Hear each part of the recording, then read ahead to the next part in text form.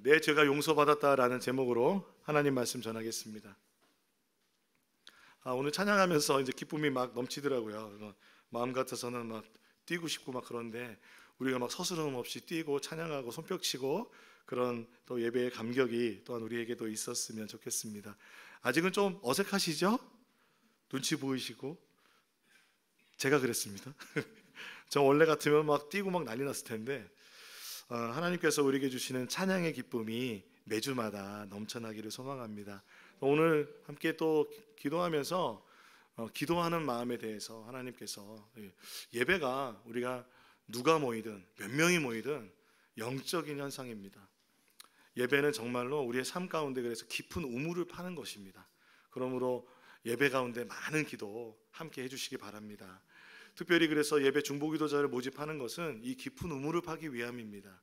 그래서 내가 기도에 대한 은사가 있을까? 은사 상관없습니다. 기도에 대해서 하나님 마음을 품고 이 예배를 위해서 기도해야 됩니다.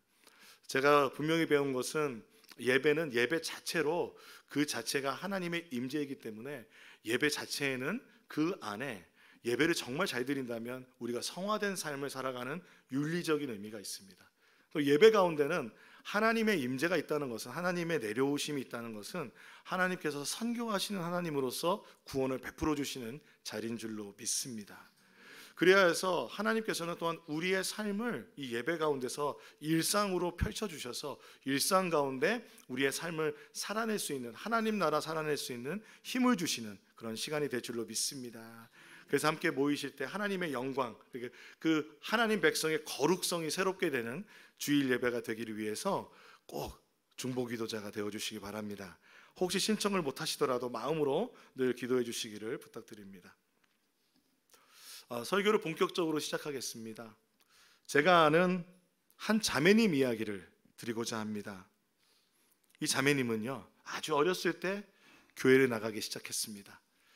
기억이 나지도 않는 어렸을 때 교회를 나가기 때문에 어머니가 예수님을 믿기 시작해서 어렸을 때 그 교회에 나가면서 어머니와 함께 그 모태신앙과 같은 신앙생활을 하였습니다.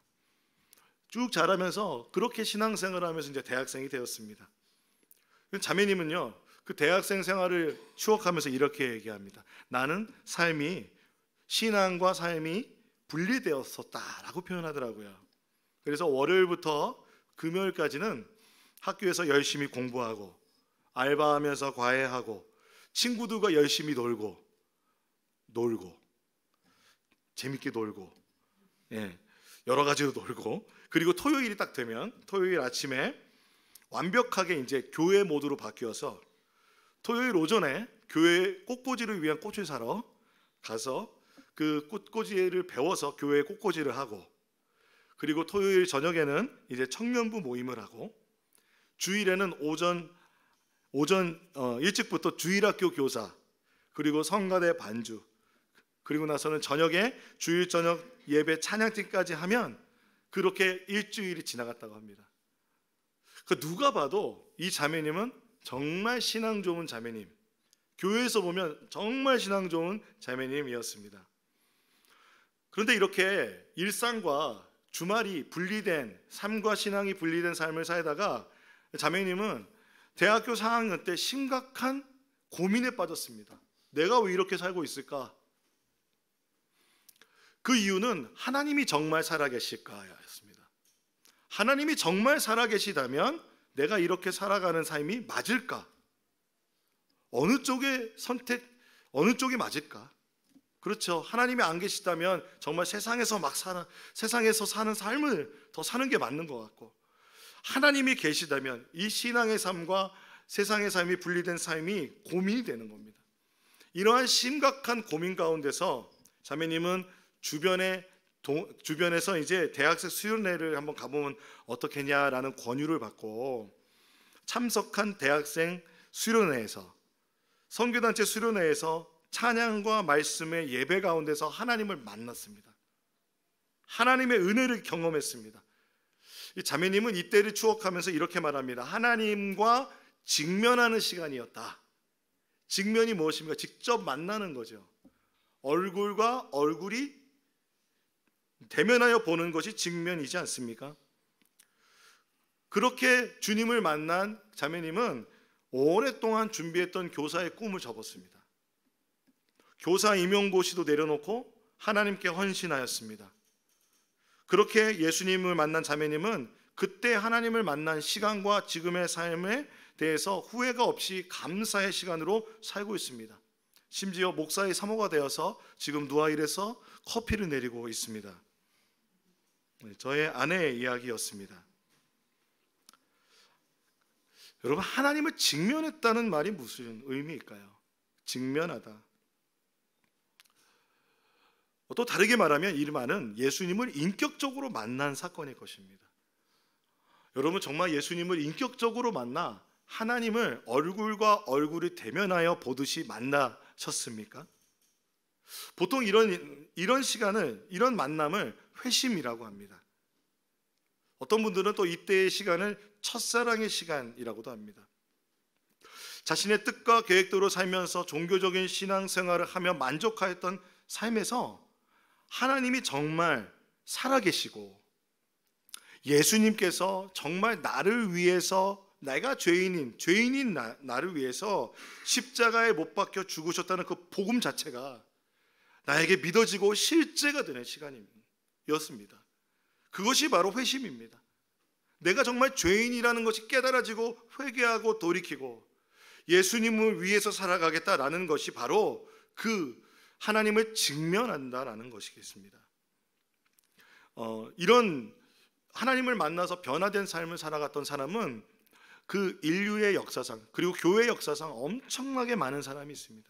저는 한 분만 소개해드리고 싶습니다. 누구냐면 위대한 초대교회 전도자 바울입니다. 바울은요, 다소라는 정말로 교육도시에서 태어났어요. 그 교육도시에서 최고의 교육을 받았고 종교적으로 그리고 지식적으로 최고의 교육을 받아 그의 목표가 있었습니다. 뭐냐면 최고의 바리새인이 되는 거였습니다. 바리새인 중에서 최고의 목표는 율법을 모두 지키는 것이었습니다. 그런데 어느 날 예수 그리스도라는 사람이 나타났습니다. 예수를 믿는 사람이, 그 사람이 부활을 했다고 하는 겁니다. 그러니까 이 예수 믿는 사람들이 점점 많아지는데 이 바울은 그때 이름은 사울이었죠. 그 예수를 믿는 사람들을 핍박하는 사람들과 합류하여서 순교자 스데반이 돌에 맞아 죽을 때 그 돌을 던지는 사람의 옷을 받아주고 있었던 사람이 바울입니다. 그런 그는요, 얼마나 열심히 있었는지, 이게 교회가 그 핍박을 받고 흩어지니까 다마스커스, 다메섹이라는 곳에 사람들이 회당에 모여서 예수의 도를 전한다는 거예요.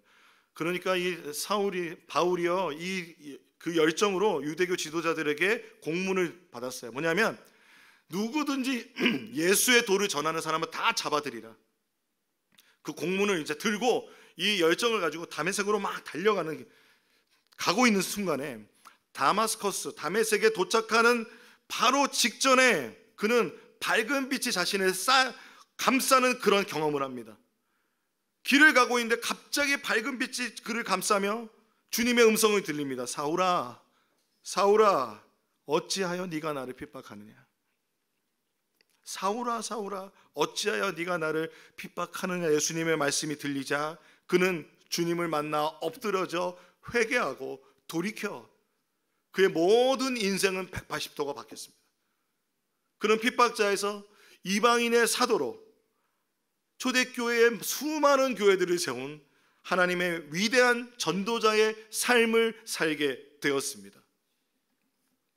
이것이 바로 하나님을 만나고 직면하는 은혜라는 것입니다. 오늘 우리 본문은 중풍병자를 고쳐주신 예수님의 이야기입니다. 중풍병자를 고쳐주시는 예수님의 이야기. 여기서 우리가 생각해 볼 것이 있습니다. 하나님을 만난다는 것, 하나님을 직면한다는 것, 그 의미가 무엇일까?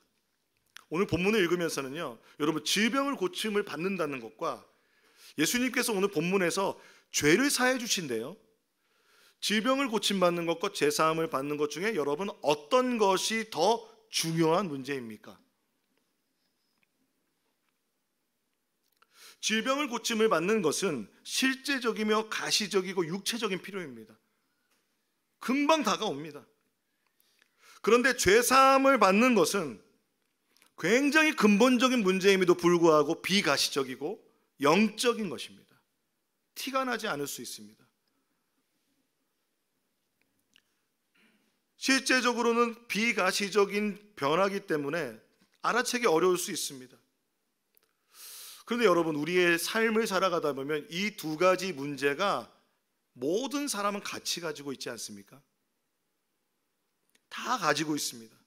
인생을 살아가면서 질병을 고침받는, 그리고 나의 실제적인 삶의 문제가 해결되는 이 가시적이고 실제적인 문제가 해결되기를 갈망하고 원합니다. 때로는 그래서 이 실제적이고 가시적인 문제들이 하나님 앞에 나아가는 계기가 되기도 합니다. 그런데 문제는 무엇입니까? 이것에만 매달리면 기복주의 신앙이 됩니다. 그 문제를 해결해 주시는 하나님으로만 생각하게 된다는 것입니다. 여러분, 이런 위험을 우리가 알고 있음에도 불구하고 오늘 이 본문에서 예수님께서는, 그리고 주님께서는요, 이 땅에서 공생애를 하실 때 수많은 사람을 고쳐주셨습니다. 표징을 행하여 주시고 기적을 나타내 주셨습니다.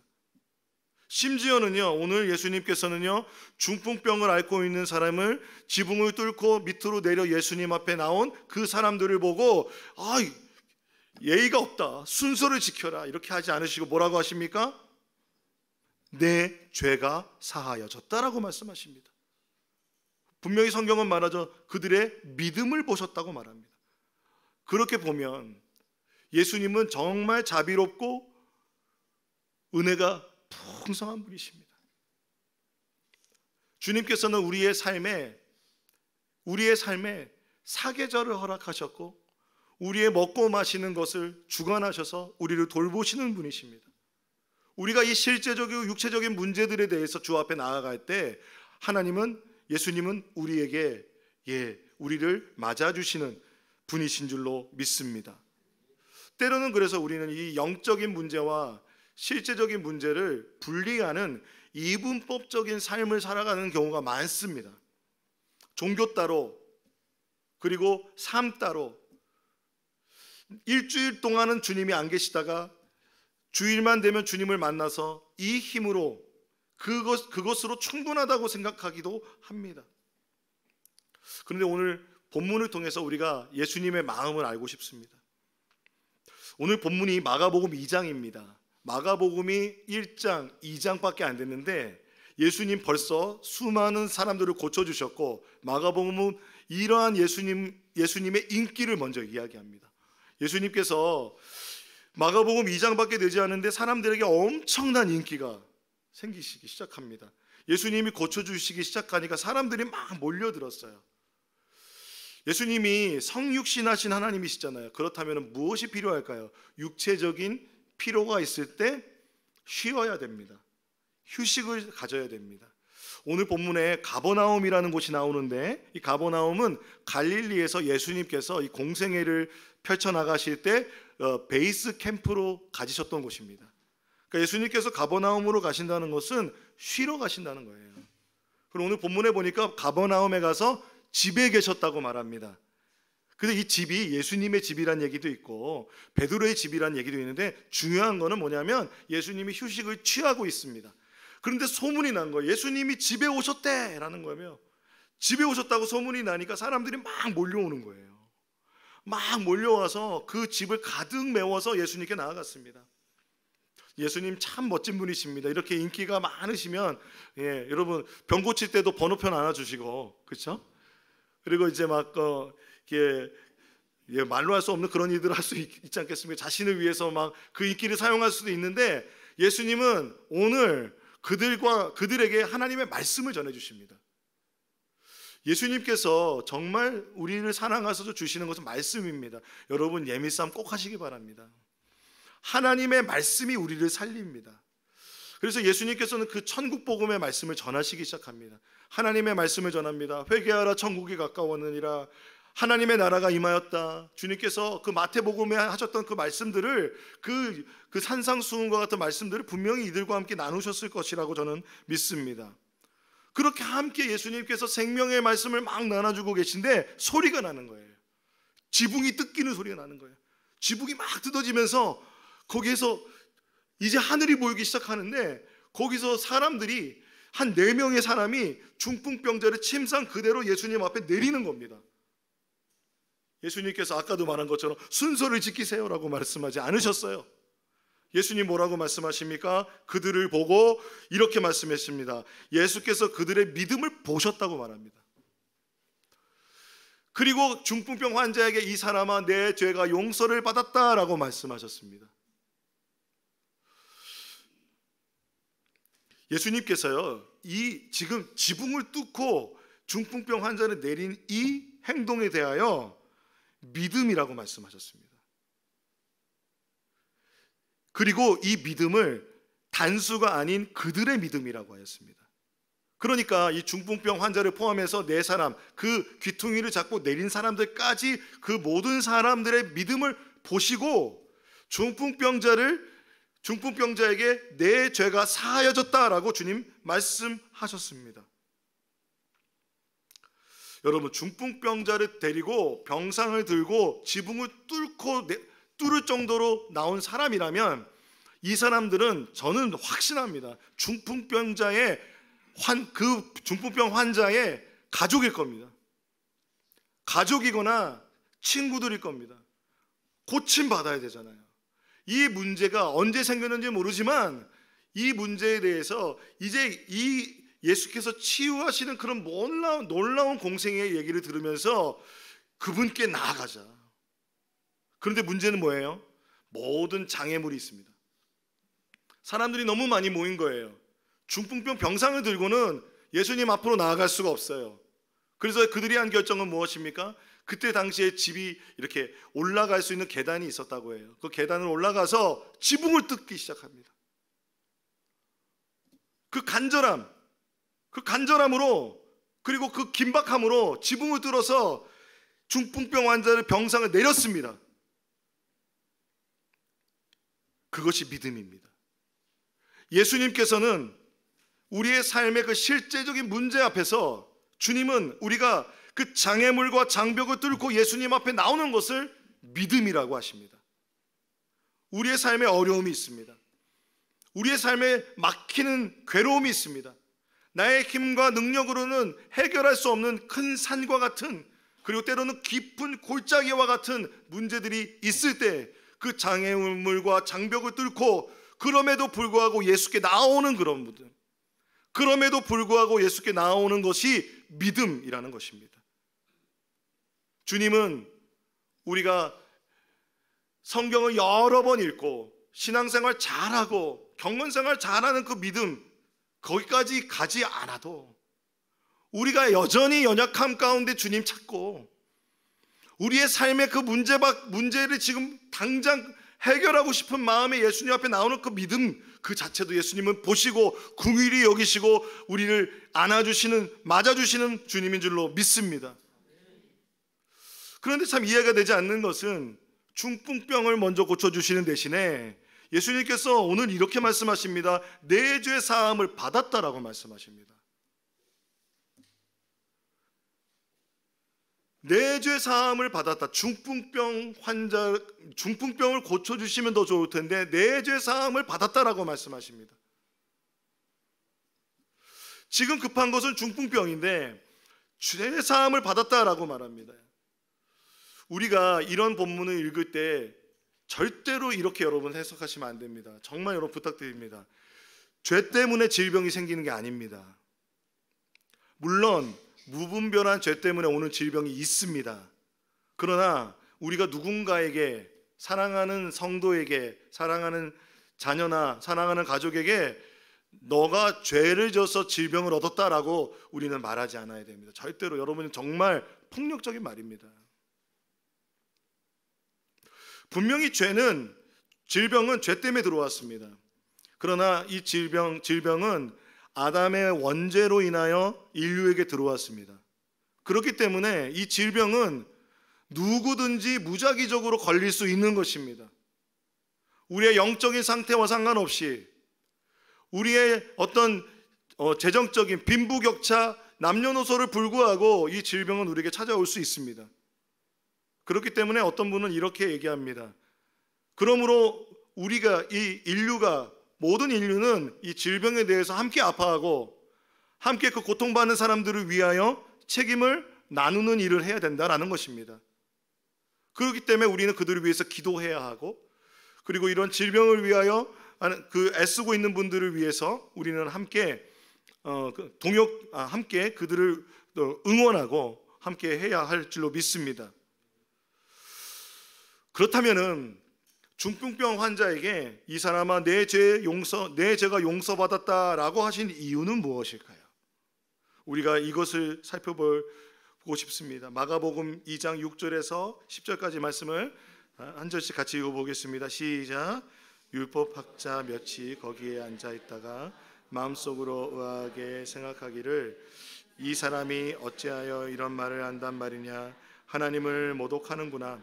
하나님 한 분밖에 누가 죄를 용서할 수 있는가 하였다. 예수께서 그들이 속으로 이렇게 생각하는 것을 곧바로 마음으로 알아채시고 그들에게 말씀하셨다. 어찌하여 너희는 마음속에 그런 생각을 품고 있느냐. 중풍병 환자에게 내 죄가 용서받았다 하는 말하는 것과 일어나서 내 자리를 걷어서 걸어가거라 하고 말하는 것 가운데서 어느 쪽이 더 말하기가 쉬우냐. 그러나 인자가 땅에서 죄를 용서하는 권세를 가지고 있음을 너희에게 알려주겠다. 예수께서 중풍병 환자에게 말씀하셨다. 여러분, 이 말씀을 보면요, 예수님께서 지금 이 말씀을 딱 하자마자 반응한 무리들이 있습니다. 누구였죠? 율법학자들. 율법학자들이 딱 반응합니다. 마음으로 딱 반응해서 불편함이 확 올라왔어요. 이 사람이 뭔데? 좀 세게 말하면 네가 뭔데 죄를 용서해 주냐?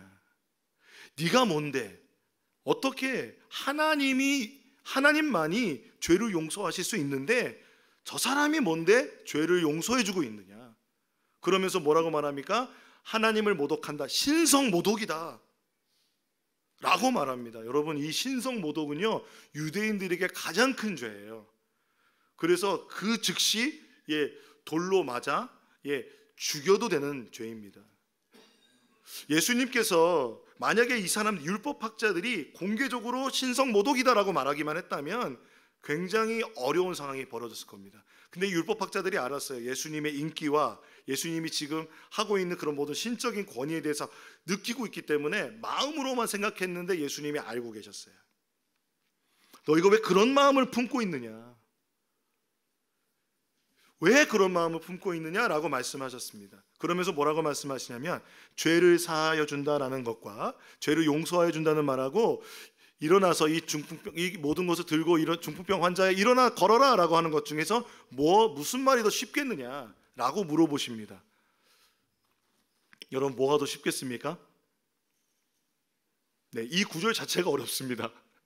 그래서 여러분 생각해 보면 어떤 주석에는요 내 죄가 용서받았다라고 말하는 것이 더 쉽다. 주님이 말씀하셨다라는 것이고, 어떤 사람은 일어나서 내 자리를 걷어서 걸어가거라라고 말하는 것이 더 쉽다라고 생각하는 그런 주석도 있습니다. 근데 대부분의 주석들을 보면은 내 죄가 용서받았다라고 말하는 것이 더 쉽다는 거예요. 우리가 만약에 사람이라면, 여러분 누군가 아파요. 그러면 그 사람에게 지금 여러분 중풍병자에게 이것을 지금 들고 일어서 자리를 걷어서 걸어가거라라고 말했을 때 그가 그 자리를 걷어서 걸어가지 못한다면 어떤 일이 벌어집니까? 그 사람의 모든 권위가 떨어지죠. 그러나 내 죄가 용서를 받았다라고 말하는 것은 사실 율법학자들은 불편하게 생각하지만 내면에서 일어나는 거기 때문에 사람들한테 말하기가 더 쉬운 거예요. 그러니까 오히려 예수님이 지금 중풍병자를 고쳐주는 게 훨씬 더 어떻게 보면 사람들에게는 인기를 얻을 수 있고 분명한 표징을 보여줄 수 있는 거였어요.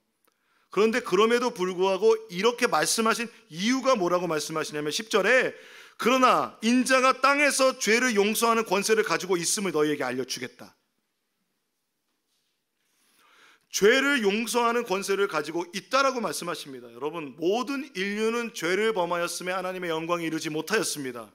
죄의 삭은 사망입니다. 여러분 믿으십니까? 여러분, 사람들은요, 어떤 사람들은 정말 예수님께서 그냥 병을 고쳐주셨어요. 바로 이전에 한센병 환자를 고쳐주실 때는 이렇게 안 했거든요. 이렇게 안 하시고 바로 고쳐주셨어요. 그런데 왜 갑자기 죄를 용서해 주십니다 라고 말하고 계실까요? 그것은 예수님께서 이 죄의 문제를 십자가에서 지시고 모든 대가를 지불하셔서 이 죄에 억눌리는 모든 굴레와 모든 저주를 끊어버리시는 분이 예수 그리스도이시기 때문에 그렇습니다.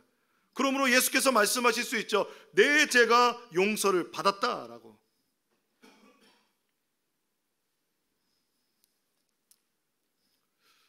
사랑하는 여러분,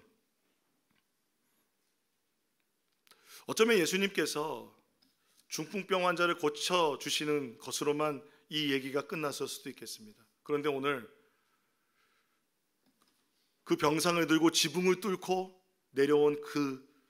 내려진 그 중풍병 환자, 그리고 그 가족들, 그 친구들, 그들에게 주님은 그 고침보다 먼저 영적인 문제를 해결해 주셨습니다. 내 죄가 용서받았다. 우리의 많은 관심은 실제적인 문제에 너무 관심이 많고 눈으로 보이는 것을 보고 우리는 판단합니다. 그러나 예수께서는 오늘 그럼에도 불구하고 주님 앞에 나온 그들에게 영적인 문제, 죄 용서해 주시는 그 놀라운 구원을 선포해 주고 계신 것입니다. 그러므로 예수께서는 지금 스스로를 죄를 사하여 주시는 권세를 가지신 메시아, 그리스도, 예수께서만 길이요 진리요 생명이신 줄로 믿습니다. 뿐만 아니라 이제 예수님께서는요, 그 중풍병자에게 이렇게 말합니다. 11절에 내가 내게 말한다. 일어나서 내 자리를 걷어서 집으로 가거라. 예수님께서는 영적인 구원의 문제를 해결해 주실 뿐만 아니라 오늘 이 중풍병 환자에게 치유를 베풀어 주셨습니다. 하나님 그리스도, 예수 그리스도께서 하나님의 되심이 이제 내 죄를 용서해 주노라 라는 선포와 함께 선포되고, 그리고 이 중풍병 환자가 자리를 들고 일어남으로 증명된 겁니다. 예수님께서는 이 두 가지를 같이 보여주시기 원하셨던 것입니다. 예수님은요, 우리가 이 실제적인 문제를 가지고 주님 앞에 나아갈 때 주님은 우리에게 이렇게 말씀하시는 겁니다. 이 사람아, 우리 세번역엔 이 사람아 되어 있는데요, 다른 성경에 소자야. 이 단어가요, 헬라어로는요 테크논입니다. 테크논은 뭐냐면 자녀라는 뜻이 있습니다. 자녀야, 내 아들아, 내 딸아, 내 죄가 용서받았다. 내 죄가 사해졌다. 주님 우리를 맞아주실 때 우리가 어떠한 마음으로 가든지 주님 우리에게 나의 아들아, 나의 딸아, 나의 자녀야 라고 말씀해 주시는 것입니다. 주님은 우리에게 이렇게 가르쳐 주시는 것 같아요. 얘야, 나의 아들, 나의 딸아, 중풍병 가진 문제를 가지고 네가 나왔구나. 네가 먼저 죄사함을 받아 영적인 문제가 해결되고 이제 내가 너의 가진 이 중풍병 문제도 고쳐줄 거야 라고 주님 말씀하고 계신 것입니다. 그러므로 여러분, 우리에게 닥친 어려움, 실제적인 문제는 하나님의 자녀를 경험하는데 오히려 그 하나님을 만나게 되는 영적인 사건이 될 수 있다는 것입니다. 때로는 우리의 삶에 있는 그 실제적인 문제가 여전히 남아있을지 모르지만 주님께서 우리를 영적으로 구원해 주시는 그 사건은 막을 수 없다는 겁니다. 여전히 우리의 삶에 문제가 있고 어려움이 있고 질병이 남아있고 우리의 삶에는 해결되지 않은 것들이 많이 있지만 주님께서는 여전히 우리에게 나의 자녀야,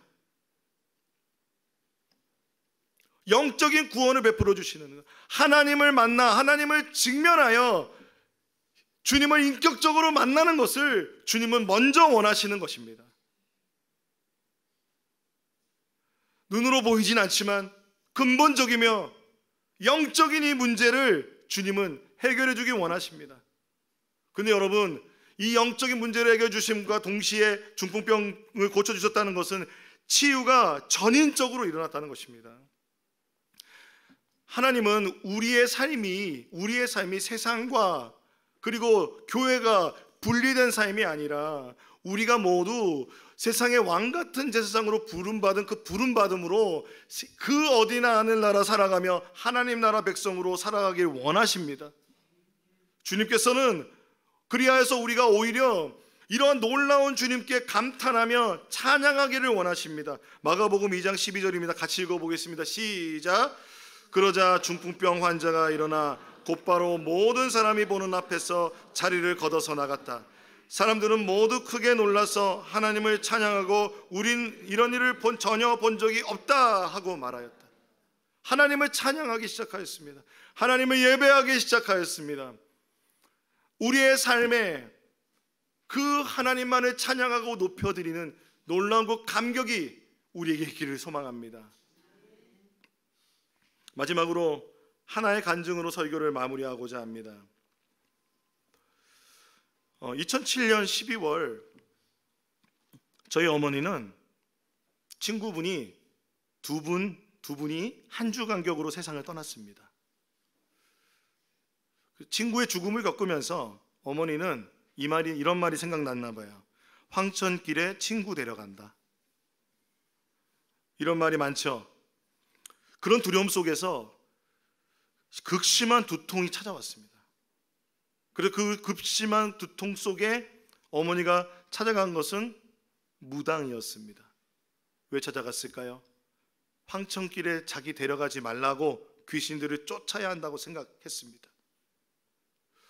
그런데 이 심한 두통의 증세가 점점 더 악화되더니 말이 어눌해지고 밥을 떠서 먹지 못하는 상황이 되었습니다. 그러자 서울대병원 응급실에 실려가서 보니까 뇌 동맥류가 파열되어 뇌출혈이 일어났던 것입니다. 그래서 응급수술을 받고 중환자실에 입원하셨습니다. 당시 찬양 모임을 인도하고 있었던 저는 끝나고 소식을 들었는데 바로 병원으로 향했습니다. 병원으로 향했더니 의사의 말을 전해주는데 의사가 이렇게 말했다고 합니다. 어머니의 그 상태가 후유증이 남을 수 있고 반신마비나 언어장애나 지능 저하 등의 현상이 올 수 있는 상황입니다 라고 브리핑하였다고 들었습니다. 그렇게 저는 중환자 보호자 대기실에 동생과 번갈아 가며 저녁마다 이제 병실을 지켰습니다. 중환자 보호자 대기실은요, 침대나 이런 게 없어요. 그냥 이제 의자들, 긴 장의자 같은 거를 그냥 붙여놓고 거기서 잠을 잡니다. 쪽잠을 잡니다. 얼마나 고생스러운지 몰라요. 근데 그 자리도 참 찾기 어려웠습니다. 근데 이제 제 차례가 됐는데 어느 날 저녁에 콜이 오는 거예요. 간호사가 들어오래요. 간호사가 들어오라고 그래서 어머니에게 갔습니다. 어머니에 갔더니 어머니가 그 무당 전화번호를 주면서 이 무당을 데려와야 모든 게 끝난다. 내가 이렇게 멀쩡한데 지금 사람들 다 죽어나가는데 내가 여기 있다 그렇게 말씀하시는 거예요. 그 말을 듣고 나서 저는 그때도 제가 목사였거든요. 목사인 저는 너무나 좌절하였습니다. 목사가 무당을 데려와야 한다니. 너무 절망스러워서 그래도 제가 배운 게 있잖아요. 그러니까 절망치 말고 기도하자. 그 찬양하고 기도했어요. 기도하고 막 찬양하고 기도하고 잠을 잤는데 하나님께서 정말 잠을 자는지 안 자는지 모르는 그 절망 속에 꿈을 꾸게 하셨는데 꿈속에 저는 경찰이고 그리고 어떤 사람이 사기꾼인데 사람들을 속여서 단체로 어디 데려가려고 하는 거예요. 제가 말렸는데 그 사람이 이렇게 말해요. 내 맘대로 할 거야. 내 맘대로 할 거야 그러는 거예요. 엄포를 놓는 거예요. 그래서 제가 그래 그럼 네 맘대로 해 그렇게 했더니 그 사기꾼이 사람들을 자기 맘대로 끌고 가는데 맨 앞에서 외발 자전거로 끌고 가는 거예요. 그 사람만 핸들이 있어요. 나머지 사람들은 다 거기에 연결되어 가지고 자전거에 막 발을 구르면서 연결돼서 막 가고 있는데 그 외길에 양 옆에 바닷길이 나오기 시작하는 거예요. 근데 맨 앞에 있었던 그 사기꾼이 그 핸들이 꺾이면서 그 사람이 먼저 바다에 빠져버린 거예요. 그러니까 이 모든 컨트롤이 안 되는 상황에서 사람들은 살려고 페달을 구르면 구를수록 더욱더 바다로 빠져들어갔습니다. 그러면서 범고래가 나와 잡아먹는 그런 꿈을 꾸게 되었습니다. 하나님께서 이 꿈을 통해 저희가 분명하게 말씀하셨습니다. 용규야, 영혼의 구원의 문제는, 이 영적인 문제는 더 이상 물러설 곳이 없다. 어머니의 문제는 영적인 구원의 문제인데 절대로 무당을 부르거나 다른 방법이 아니라 예수의 복음을 전해야 된다라고 말씀하셨습니다. 저한테 말이 통하지 않자 저희 어머니는 제 동생에게 무당을 데려오라고 하셨습니다. 그래서 제가, 저희 가족이 착하거든요. 엄마 말 잘 들어가지고 데려오려고 하는 거를 제가 말리면 안 된다고, 안 돼! 말렸습니다. 정말 근데 구원의 때가 가까울수록 영적 전쟁도 점점 더 극심해졌어요. 정말 제가 그때 간사들하고 만나서 기도 모임 갔는데 형 얼굴이 죽은 사람 같아요 그러더라고요. 그러던 중에 새해가 밝았고 이제 그 기도 가운데서 새해 인사를 하러 갔는데 저쪽에서 아버지와 동생이 어머니를 생각하며 새해 말씀을 받았다고 막 달려오는데 얼굴이 막 상기돼 있었습니다. 핸드폰 줄을 전달해 주는데 거기에 말씀이 쓰여 있는데 영접하는 자 곧 그 이름을 믿는 자에게는 하나님의 자녀가 되는 권세를 주셨으니 라는 요한복음의 말씀이 적혀 있었습니다. 아, 하나님께서 우리에게 결정적인 기회를 주시는구나 라고 저는 믿고, 저는 어머니에게 그 말씀을 읽어드리고 핸드폰 줄을 걸어드린 다음에 영접하는 기도를 했습니다. 저 기도 따라하세요. 하나님, 저는 죄인입니다. 예수님께서 저의 죄를 위해서 십자가에 못 박혀 돌아가신 것을 믿습니다. 예수님, 이제 제가 예수님을 믿습니다. 예수님, 저의 주인이 되어주세요 라고 이제 같이 기도했습니다. 어머니가 뇌출혈로 어눌해진 말로 어렵게 따라 하셨고, 그리고 저는 어머니의 치유를 위해서 간절히 기도했습니다. 이렇게 영혼의 구원의 사건이 있은 뒤에 놀라운 일이 벌어졌는데요, 저희 어머니가 그 전까지 언제 이 중환자실에서 나갈지 몰랐는데요, 어머니가 밤새 오른쪽이 이상한 현상이 일어났대요. 왼쪽이 뇌동맥류가 터졌었는데 나중에 고백하신 거예요. 그러더니 그 다음날 어머니 상태가 완전히 바뀐 거예요. 그래서 어머니가 한 이틀 안에 일반 병실로 올라가셨고요, 일반 병실로 옮겨진 지 일주일 만에 퇴원하셨습니다. 그리고 지금은요, 의사가 이렇게 얘기해서 뇌동맥류로는 완치되었습니다. 그리고 그때 이후로 예수님을 믿기 시작하셔서 교회를 나가시고 지금 국수를 말고 계시잖아요. 예수를 믿으면 놀라운 변화가 있습니다. 예수를 믿고 나서 저희 어머니의 삶은 180도 바뀌었습니다. 그래서 예수 믿는 삶의 성화의 삶을 살고 계십니다. 그야말로 하나님의 자녀가 되신 것입니다. 그렇습니다. 그때 주님께서 분명히 말씀하실 거예요. 사랑하는 딸아, 내가 죄사함을 받았느니라. 주님 저에게 처음 예수 믿을 때 말씀하셨습니다. 주 예수를 믿으라. 그리하면 너와 내 집이 구원을 얻으리라. 사랑하는 여러분, 이것은 영적인 구원만이 아닌 전인적인 구원인 줄로 믿습니다. 하나님은 우리 가족이 함께 이곳에서 신앙생활하는 것에 있어서, 여러분 사랑하는 우리, 보통 교회들은 가족들이, 목사님 가족들이 너무 많이 일어나면 어려워하시기도 하잖아요. 그런데 저희 너무 기쁜 마음으로 하고 있습니다. 이 기쁨, 하나님께서 상상할 수도 없었던 기쁨입니다. 생각할 수도 없었던, 하나님의 나라를 위해서 우리 가족이 헌신할 수 있을까 기도했습니다. 꿈만 꿔봤습니다. 근데 하나님께서 우리를 이러한 삶으로 인도해 주신 이 기쁨이 우리의 삶 가운데, 여러분의 삶 가운데도 분명히 있을 줄로 저는 믿습니다. 왜, 여러분 왠 줄 아세요? 왠 줄 아세요? 여러분, 이렇게 기도하고 기다리는데 30년이 걸렸습니다. 1988년에 예수 믿고 2007년, 2008년에 예수 믿으시기까지 30년이 걸렸습니다. 30년 동안 구원을 위해서 기도했고, 때마다 사람들 모이는 기도의 모임마다, 간사의 모임마다 일어나서 기도하고, 그때마다 눈물 흘리며 기도했을 때 언제 이 기도 제목이 이루어질까? 그러나 주님이 여시면, 주님이 응답하시면 분명 그 길은 열릴 줄로 믿습니다. 주여 우리를 불쌍히 여겨 주옵소서. 키리엘레이손, 키리엘레이손, 주여 우리를 긍휼히 여겨 주옵소서라고 기도하는 우리들에게 구원의 손길을 베풀어 주시는 주님인 줄로 믿습니다. 사랑하는 여러분, 포기하지 맙시다. 사랑하는 여러분, 끝까지 기도합시다. 할렐루야. 그래서 오늘 어떤 찬양을 부르면 나갈까 하나님 앞에 기도하는데 이 찬양이 생각나는 거예요. 생명줄 던져, 생명줄 던져, 물속에 빠져간다. 우리가 이 찬양으로 함께 기도하고 싶습니다. 여러분 영혼의 구원이 필요하십니까?